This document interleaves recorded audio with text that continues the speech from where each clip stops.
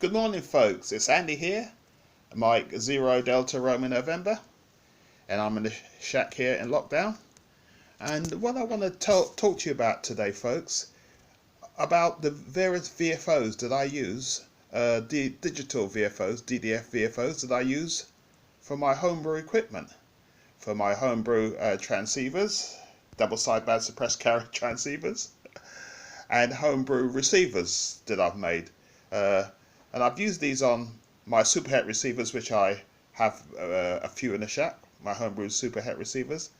And I've also used them on double direct conversion receivers as well. The first one here is based on the, I think, AD9850 chip. So that's that one. I bought that off eBay. They're around about between, say, 25 and about £40. I don't know why the varying price you get is for the same thing. This one here is a kit DDS VFO that I bought some time ago from N3ZI, a guy in the States.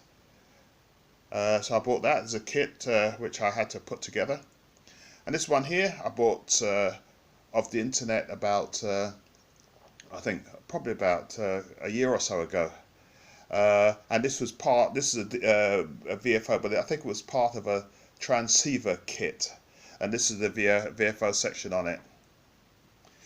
See, all of these I put in various housings so I could actually just plug them in from receiver to receiver, so I don't have any that directly wired to any transceiver or receiver. I just keep them separate so that I can swap and change them and plug them from set to set. Now it's about this one here which I bought off eBay, and you know, readily available. If you look at Google, not Google, if you search for DDS VFOs on eBay, you'll see loads of these, loads of them. And it's about this particular one I want to talk to you about because I think it's a pretty neat piece of kit. So I'm just going to pause the camera and then I'll just move into position so I can explain to you about this particular VFO in more detail. Right, back again. What you actually get when you buy this VFO off eBay, this is what actually arrives. You get this module here, and you have to supply power to it here, from here, which is 9 volts it takes. So you know, you would need probably, if you're going to run it off a DC supply, you'd need a 9 volt regulator. I mean, all my stuff is run off of 12 volt batteries here, so I install a 9 volt regulator in the case for this. It can run off 12 volts, but it says only for short periods of time. And you've got some various connectors at the back here, and what you have to wire in is a rotary encoder. You need a rotary encoder with a switch as well, with a push button switch. You don't have to have the push button switch, but it's handy because it just makes life easier in certain instances, and I'll explain it to you. But we definitely need to wire a rotary encoder, and you get the instructions. It's only three wires anyway. I mean, you can use plugs, but I use plugs and leads, the special ones. But I just solder mine in really. And yeah, so this is what you get. Notice you can actually take the display off. Oops. Take the display off and refit it. If you fit another type of display on it if you want. Mine came as a green display, but the one that I'm showing you guys, I actually put a blue display, and it just makes it look a bit nicer as far as I'm concerned anyway. So that's what you get when you get the kit from eBay. So I'm just going to pause the video for a second, and then I'll move on to showing you this actually working. Well, here we are back again. So this is the VFO plugged in. You can see you've got the switches along the front, and you've got the rotary encoder. That's that knob there, and on the green knob on the left is the push button knob, push button control knob. Okay, so. And what I've done in my case, I've wired up with an on-off switch, and I hope you can see the display okay. I really do. Hopefully you can. So with this, you just change your frequency by moving the dial, of course. You've got VFO A and B, 2 VFOs on here. I'll just tilt this over so hopefully you can see it a bit better. Yeah, that's probably better. You got VFO A, VFO B. What else have you got here? You can select. You got memories as well. Oops, sorry. No, that's yeah, VFO A and B. What else is there? You got a RIC control. Oh, so you can CW, lower sideband, upper sideband, and AM. And the reason for that is that you can offset frequencies for the sidebands. For single sideband, you can actually set an offset frequency. So if you're using it for AM, you just use the straight dial. But if for SSB, you set the offset frequency to the upper or lower sideband. What else have we got? Okay. All right. Now you can, with this, you do that. You turn the rotator, and you can then select the speed. See the cursor moving along. You select the speed of the dial. Okay. You've got 19 memories, I think. Yeah, up to 19 memories. So actually, you can program your memories and just go into memory mode and select the memory you want. So that makes dialing a little bit easier. What else is it? Oh yeah, this is very accurate. I mean, you don't have to worry about frequency drift or whatever. You put this on a frequency, and it stays there.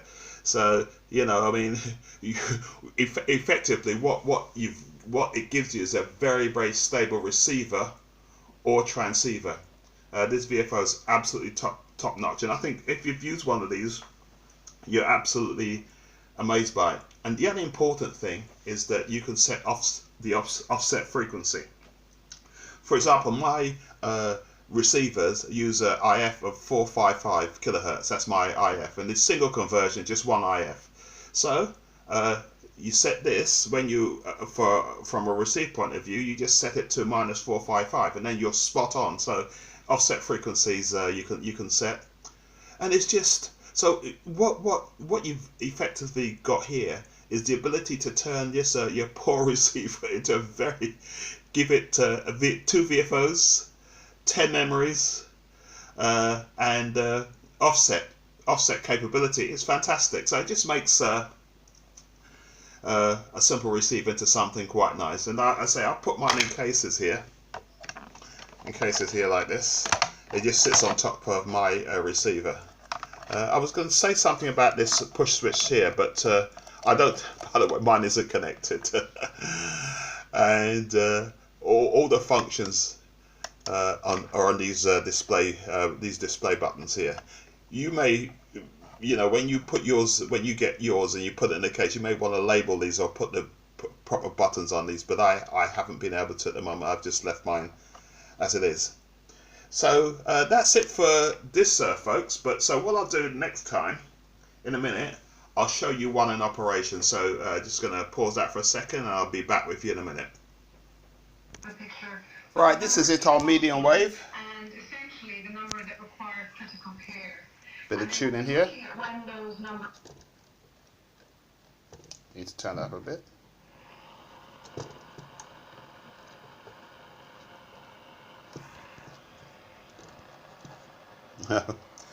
Oh, folks, I've messed this up. I'm going to pause it a second. Sorry about that, folks. I messed up a bit there. Yeah, so this is how the VFO sounds like. I mean, the equipment interface. And then moving S6. So some of it.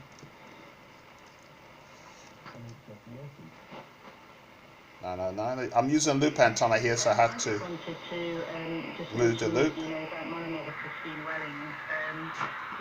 Died last Monday, basically in a care home in Bristol. I'm so sorry. Like my yeah.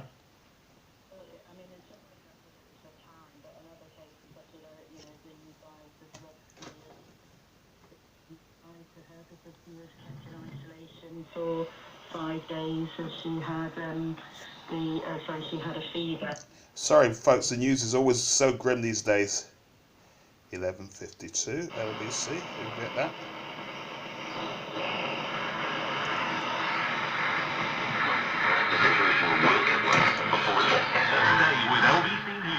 LBC News time is now 9:05. The UK then will reportedly remain in lockdown for another 3 weeks. It's expected to be announced on Thursday that the initial period of restrictions has been extended until at least the 7th of May, according to the Times newspaper. That's just a flavour of medium wave, folks. One just thing to show you is just what it's like on HF. Well, I'm using it on 7 megahertz here, folks. So you probably can't see the display because of the light. This is another receiver, but the VFO, another VFO in a case, using it on 7 megahertz. HF is not good this morning, so not much of a demonstration there, folks. But hopefully you'll sort of like get the idea. Well, 7.3 for folks. Thank you very much indeed. Have a very good day. And as I say, just want to give you a flavour of my DDS VFOs, various ones that I use in the shack. And let me know if you've used these particular VFOs or if you have any experience yourself. So 7.3 all, stay safe. Mike 0 Delta Romeo November signing clear. Bye.